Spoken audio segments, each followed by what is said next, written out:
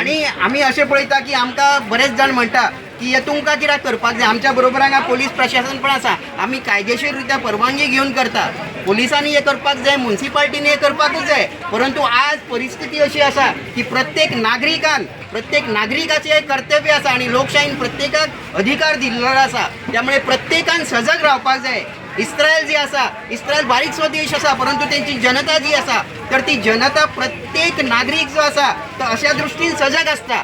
त्यामुळे त्यांचेर हल्ले जरी कोणून केले जाल्यार ते परतोवपाची क्षमता त्यांचेर आसता. त्याच देशाचे जे गृहमंत्री आसा अमित शाह यांच्यानी एक ऑर्डर दिली की देशभरान जे कोण पाकिस्तानी हांगा भरलेले आसा तर तांकां हांगाच्यान धाडून घालचें म्हणून.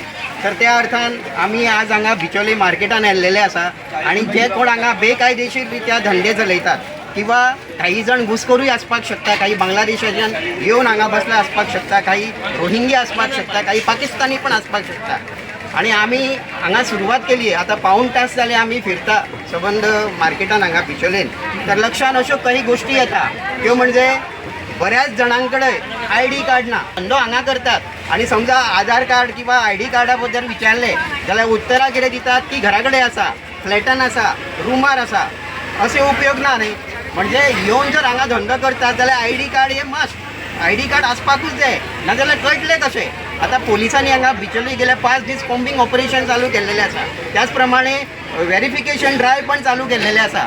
फ्लॅटांनी वयतात किंवा अनेक ठिकाणी वयतात, पण बाजारात हे लोक जे बसतात पळय विदाउट ID कार्ड तर त्यांचे सुद्धा व्हेरिफिकेशन जावपाक जाय, त्यांचे सुद्धा कॉम्बिंग ऑपरेशन जावपाक जाय. काही जण हांगा 2 महिन्या करता म्हणटा आमी येवन बसतात फक्त, पण 2 महिने बसता म्हणून काय आसपाक जायना हातान, अशें काय आसपाक शकना न्हू. 2 महिन्या करता हो रोहिंग्या आसपाक शकता, 2 महिन्या करता हो पाकिस्तानी पण येवन हांगा बसपाक शकता. आणि त्या 2 महिन्याच्या कालावधीन कितें तरी अनैतीक समजा कितें तरी समजा हांगा करपाक लागलो, लोकांची सुरक्षा समजा धोक्यात येयली जाल्यार करतले कितें.